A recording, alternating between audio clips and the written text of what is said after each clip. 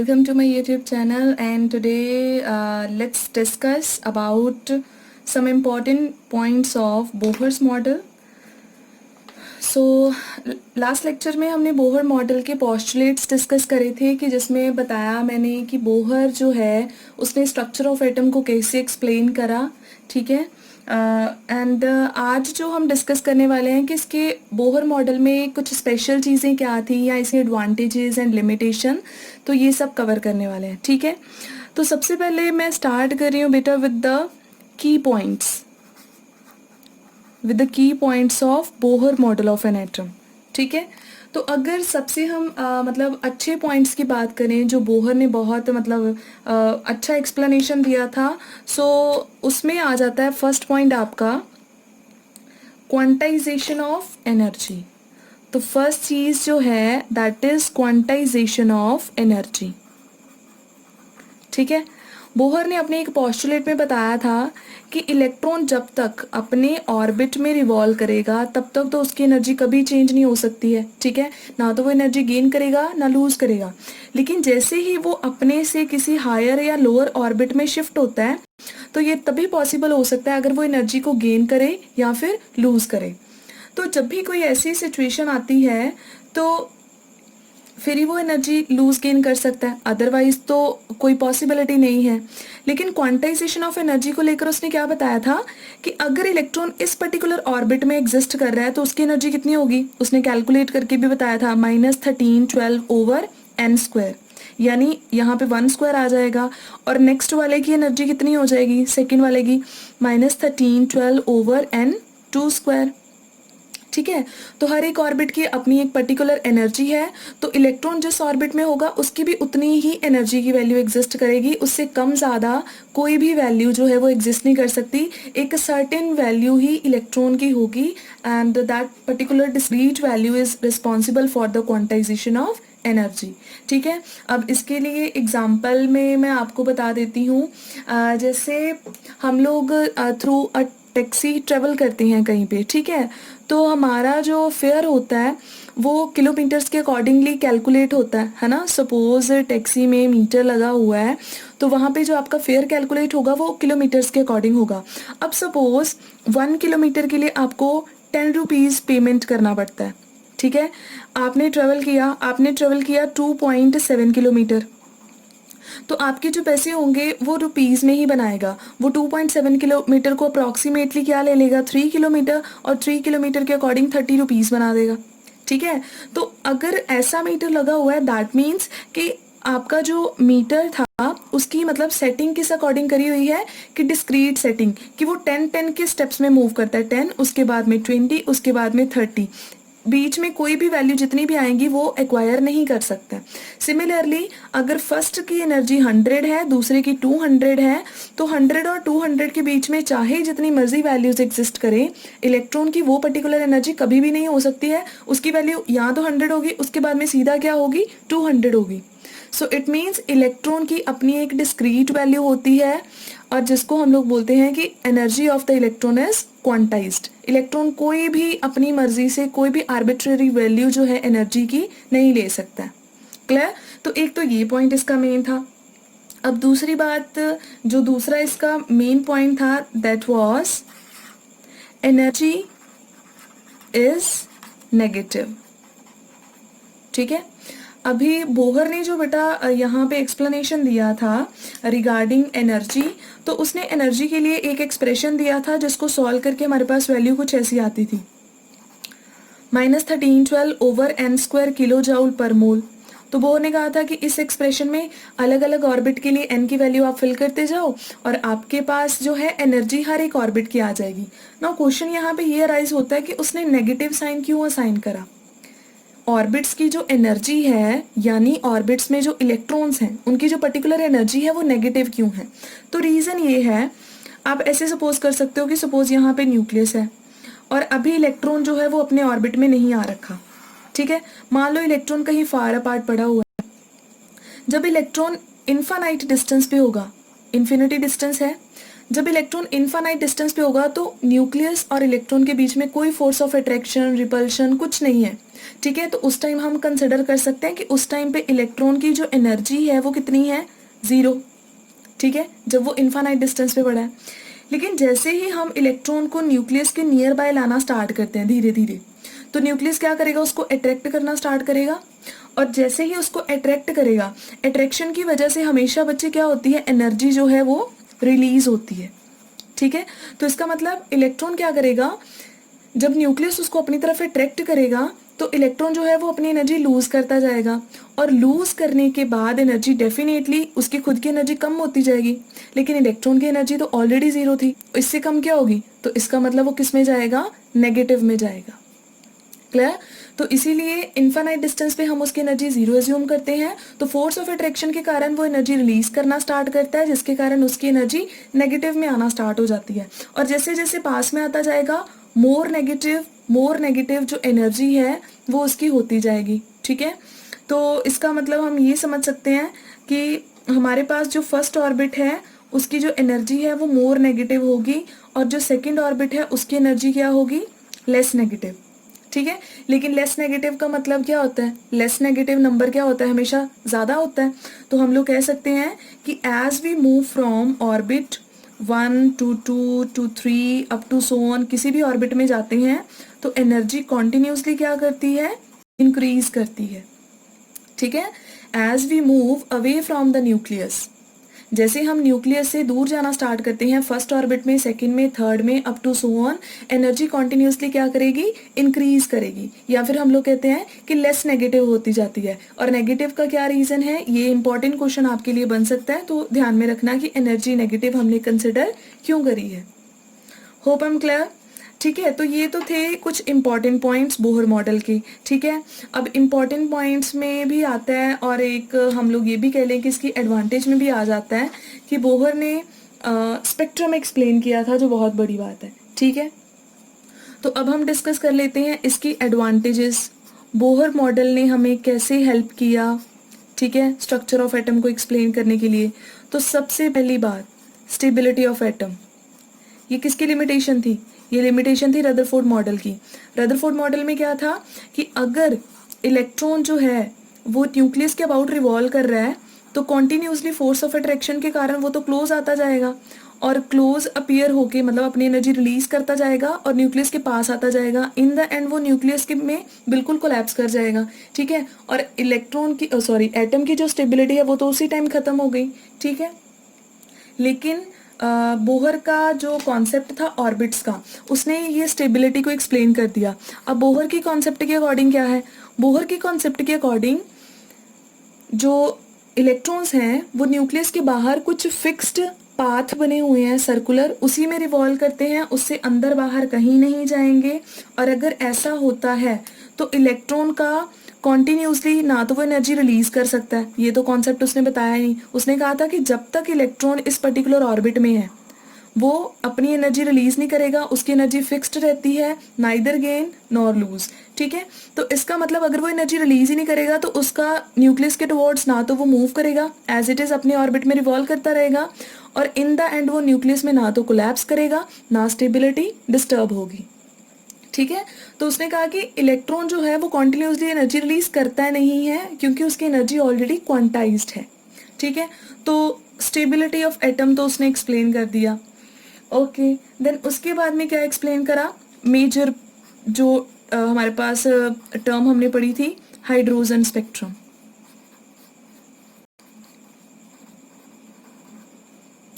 ठीक है। Hydrogen spectrum उसने एक्सप्लेन करा था, बहुत अच्छे से एक्सप्लेन करा था कि जब हम हाइड्रोजन का स्पेक्ट्रा ऑब्जर्व करते हैं तो हमारे पास जो है कुछ ऐसा स्पेक्ट्रम आता था, बहुत सारी लाइंस आती थी, यही था हमारा स्पेक्ट्रम हाइड्रोजन का, Lyman, Balmer, Paschen, Brackett, Pfund, ठीक है, बहुत सारी हमारे पास लाइंस आती थी। तो इतनी लाइंस क्यों आ रही हैं, या फिर पर्टिकुलर फ्रीक्वेंसी की लाइन आ ही क्यों रही है, तो इसको लेकर बोहर क्या एक्सप्लेन करता है। बोहर ने बोला कि देखो, स्पेक्ट्रम ऑब्जर्व करने के लिए आपने क्या किया, आपने सबसे पहले ली एक मतलब ट्यूब में, एक डिस्चार्ज ट्यूब में आपने क्या लिया, हाइड्रोजन गैस ली, आपने उसमें से इलेक्ट्रिक करंट पास कर दिया, ठीक है, वोल्टेज अप्लाई कर दी, इलेक्ट्रिक करंट पास कर दिया। फिर जब वो हीट हो गया, उसने रेडिएशंस एमिट करी, तो उसको आपने प्रिज्म में से पास करके यहाँ पे एक फोटोग्राफिक प्लेट पे ऑब्जर्व कर लिया। यही था बेसिकली। आप कर क्या रहे हो, आप हाइड्रोजन का जो सैंपल लिया था हाइड्रोजन गैस का, उसको आप इलेक्ट्रिक करंट दे रहे हो। इट मीन्स आप उसको एनर्जी प्रोवाइड कर रहे हो, because electricity is also a form of energy. तो आप क्या कर रहे हो, उसको एनर्जी दे रहे हो। तो अगर एनर्जी हम उसको देंगे कॉन्टिन्यूसली तो क्या होगा, अब देखो आपके पास हाइड्रोजन का जो एटम है वो कैसा है, न्यूक्लियस है, फर्स्ट ऑर्बिट में इलेक्ट्रॉन रिवॉल्व कर रहा है, बाकी सारे ऑर्बिट क्या पड़े हैं, खाली पड़े हैं। हमने क्या किया, हमने इलेक्ट्रिकल एनर्जी दे दी, ठीक है। यहाँ आप हीट भी कर सकते हो, इलेक्ट्रिसिटी भी पास कर सकते हो, ठीक है, कुछ भी कर रहे हो। हमने जैसे ही इलेक्ट्रिकल एनर्जी उसको दी, तो अगर हम कॉन्टिन्यूसली बेटा एनर्जी दे रहे हैं तो इलेक्ट्रॉन को एनर्जी मिलेगी। इलेक्ट्रॉन को जैसे ही एनर्जी मिलेगी, बाहर से एब्जॉर्ब करेगा, तो वो किसी ना किसी हायर ऑर्बिट में क्या हो जाएगा, शिफ्ट हो जाएगा। इसका मतलब जैसे ही हम एनर्जी प्रोवाइड करते हैं, हमारा जो इलेक्ट्रॉन है वो क्या हो जाता है, एक्साइट हो जाता है और एक्साइटेड स्टेट में मूव कर जाएगा। Electron moves to excited state, ठीक है। बाहर से एनर्जी मिली, इलेक्ट्रॉन ने एब्जॉर्ब करी, अब जितनी एनर्जी मिलेगी उसी अकॉर्डिंग किसी हायर लेवल में शिफ्ट होगा। सेकंड में भी हो सकता है, थर्ड में भी हो सकता है, फोर्थ में भी हो सकता है। It depends upon the amount of energy it is absorbing, ठीक है। अब चला गया। अब उसके बाद में जब वो अपनी एक्साइटेड स्टेट में पड़ा है, तो वहाँ पे तो वो अनस्टेबल है, क्योंकि एक्साइटेड स्टेट में जो है ज़्यादा टाइम तक इलेक्ट्रॉन रुक नहीं सकता है। तो वापस क्या करेगा, वापस अपनी ग्राउंड स्टेट पे आएगा। तो जब वापस अपनी ग्राउंड स्टेट पे आएगा, तो जो उसके पास एक्स्ट्रा एनर्जी होगी उसको क्या कर देगा, रिलीज कर देगा। जो भी उसके पास एक्स्ट्रा एनर्जी होगी उसको कर देगा वो रिलीज, ठीक है। अब जो एनर्जी बेटा, जो उसने रेडिएशन रिलीज करी है, अब मान लो आपका जो इलेक्ट्रॉन था वो कहाँ से शिफ्ट हुआ, मान लो वो फर्स्ट ऑर्बिट से थर्ड में शिफ्ट हो रहा था। तो जब थर्ड से वापस वन में आएगा, तो थर्ड की जो एनर्जी है और जो वन की एनर्जी है, दोनों को माइनस करके जितनी एनर्जी आएगी उतनी एनर्जी की रेडिएशन वो क्या कर देगा, रिलीज कर देगा, ठीक है। और आपको पता है एनर्जी क्या होती है, एच न्यू। माइनस करके जितनी एनर्जी आएगी उसी अकॉर्डिंग एक पर्टिकुलर फ्रीक्वेंसी आ जाएगी आपके पास, डेल्टा ई ओवर एच, ठीक है। तो इसीलिए एक पर्टिकुलर फ्रीक्वेंसी की हमारे पास लाइट आती है, समझ गए। एक पर्टिकुलर फ्रीक्वेंसी की रेडिएशन एमिट होती है जब हमारे पास स्पेक्ट्रम आता है, तो इसीलिए वेरिएबल फ्रीक्वेंसी की हमारे पास लाइंस आती हैं, ठीक है। अब जैसे बेटा फर्स्ट से सीधा थर्ड में शिफ्ट हो गया, तो दोनों में जितना गैप होगा, एनर्जी गैप अगर ज़्यादा होगा तो फ्रीक्वेंसी भी क्या आएगी, हायर आएगी एमिटेड रेडिएशन की।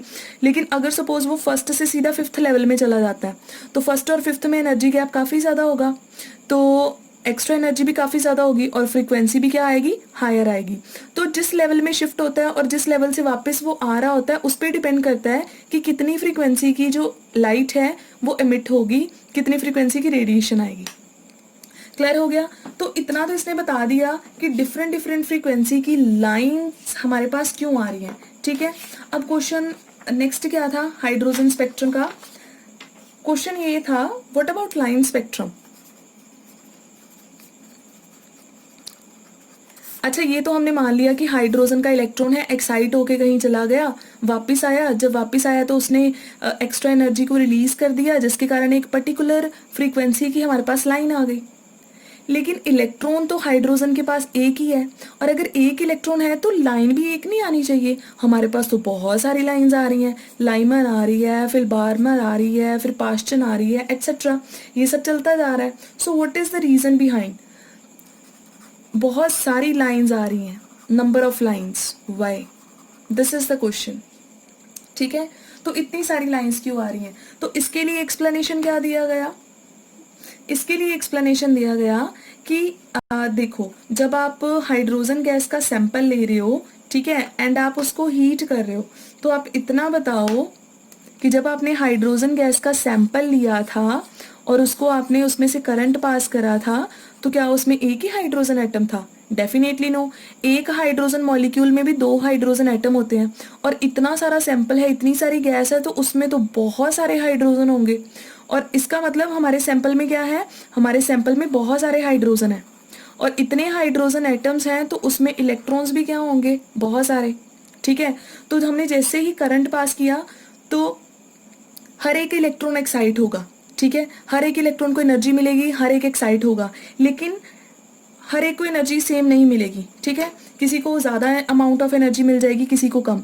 तो देखो, इस हाइड्रोजन एटम में इलेक्ट्रॉन को एनर्जी कम मिलेगी, तो वो किसी पास वाले लेवल में शिफ्ट हो जाएगा, हो सकता है फर्स्ट से सेकंड में चला जाए, थर्ड में चला जाए। लेकिन जिन हाइड्रोजन एटम्स में एनर्जी का अमाउंट बहुत ज़्यादा है, उसमें क्या होगा, वो सीधे ही थर्ड, फोर्थ या फिफ्थ किसी लेवल में शिफ्ट हो जाएगा। ठीक है, तो इसका मतलब जब आप इलेक्ट्रिक करंट पास करते हो तो हाइड्रोजन एटम बहुत सारे हैं, उनमें इलेक्ट्रॉन्स भी बहुत सारे हैं, तो सबको एनर्जी एक जैसी नहीं मिलती है, हर एक को अलग अलग अमाउंट ऑफ एनर्जी मिल रहा है, उस अकॉर्डिंग वो अपने किसी लेवल में शिफ्ट होते जा रहे हैं। और जब वो वापस आएंगे, ठीक है, तो वापस कैसे आएंगे, अब जैसे फिफ्थ से वापस उसने फर्स्ट में आना है, तो एक जंप में भी आ सकता है, या फिर ऐसे भी कर सकता है, पहले फिफ्थ से फोर्थ लेवल में आएगा, फिर फोर्थ से फर्स्ट लेवल में जाएगा। तो इसका मतलब जब वो वापस अपने ग्राउंड स्टेट में आता है तो बहुत सारी पॉसिबिलिटीज हो सकती हैं। तो इसीलिए हमारे पास इतनी सारी लाइंस आती हैं डिफरेंट डिफरेंट फ्रीक्वेंसी की।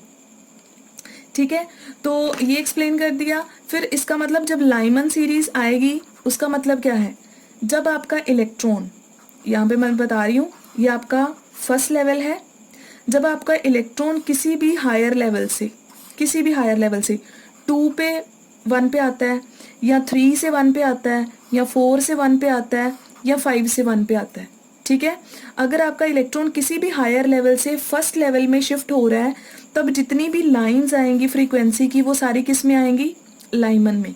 ठीक है, बाल्मर के केस में क्या होगा, अगर आपका इलेक्ट्रॉन, ये फर्स्ट था लेवल, ये सेकेंड लेवल, ये थर्ड एंड ये fourth and to so on, अगर इलेक्ट्रॉन किसी भी हायर ऑर्बिट से जंप करके आपके सेकंड ऑर्बिट में आ रहा है, थर्ड से सेकंड में आ रहा है, फोर्थ से सेकंड में आ रहा है, फिफ्थ से सेकंड में आ रहा है, मतलब सेकंड तक रहा है, उससे नीचे नहीं आ रहा, देन जितनी भी आपके पास डिफरेंट फ्रीक्वेंसी की लाइंस आएंगी, वो सारी किस में जाएंगी, बाल्मर सीरीज में।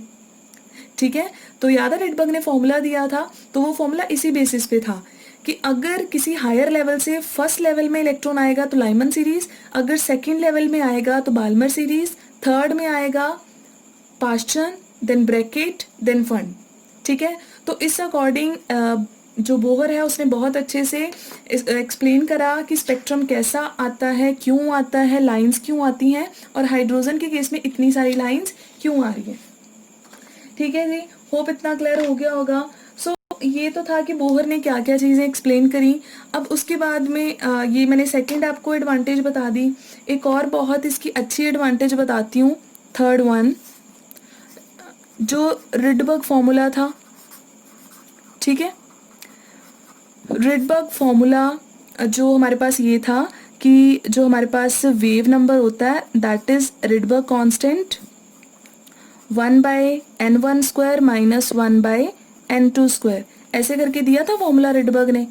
ये फॉर्मूला किस लिए दिया था, ताकि हमारे हाइड्रोजन स्पेक्ट्रम में ये जितनी भी लाइंस आ रही है ना, एक एक लाइन की frequency, wave length, wave number, हम सब कुछ निकाल सकें, तो उसके लिए उसने ये फॉर्मूला दिया था।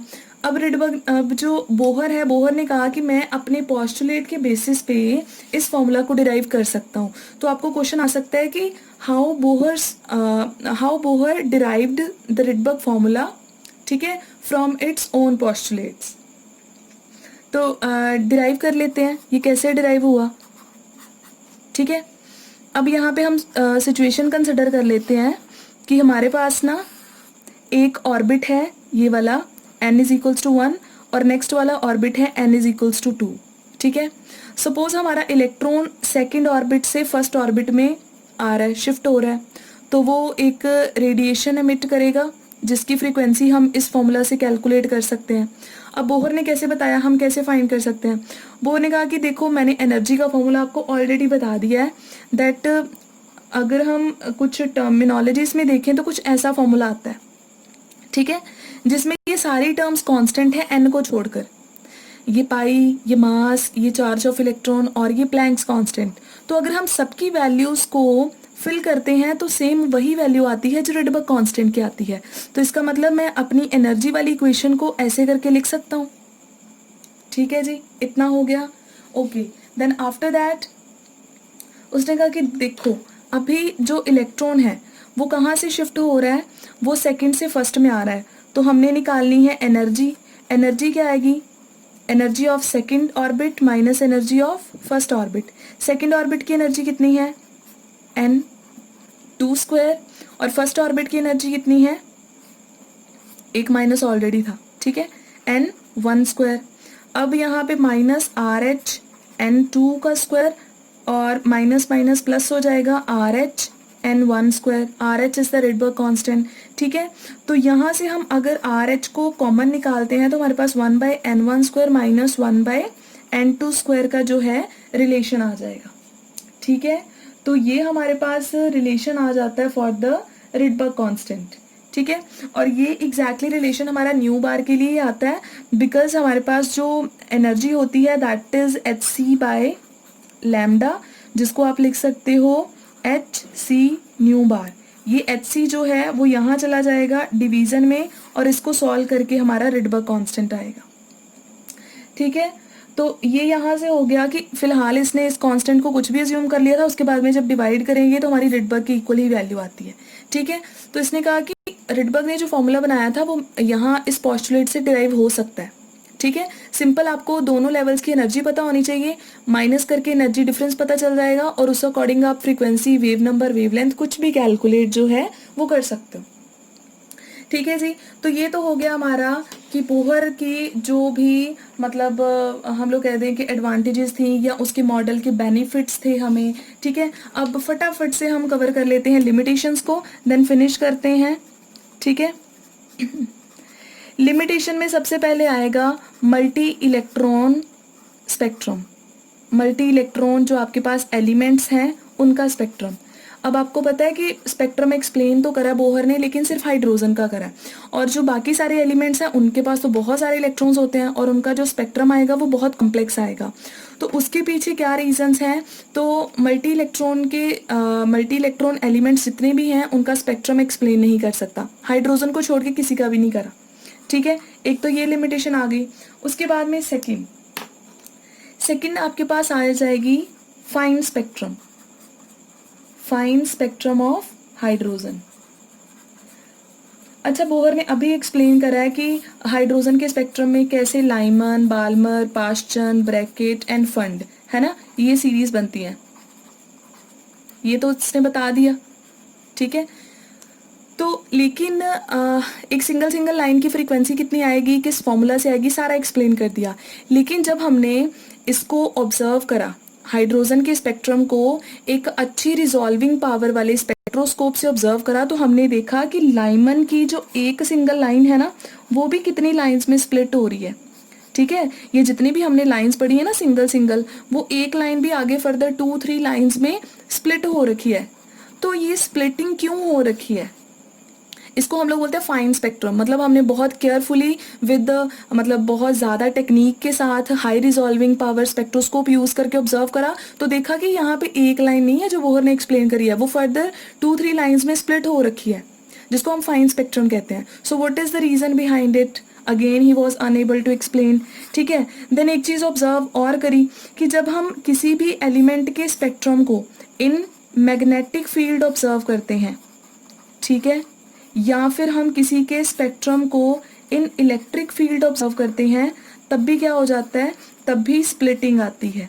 सो व्हाई दिस स्प्लिटिंग, मतलब अगर हाइड्रोजन का स्पेक्ट्रम हम मैग्नेटिक फील्ड अप्लाई करके देखेंगे तब भी एक लाइन फर्दर कितनी लाइंस में जो है वो स्प्लिट हो जाती है, और इस इफेक्ट का तो नेम भी है। अगर मैग्नेटिक फील्ड की प्रेजेंस में स्प्लिटिंग होती है तो उसको हम लोग बोलते हैं ज़ीमैन इफेक्ट, ठीक है। और अगर हमारी इलेक्ट्रिक फील्ड की प्रेजेंस में स्प्लिटिंग होती है तो उसको हम लोग बोलते हैं स्टार्क इफेक्ट।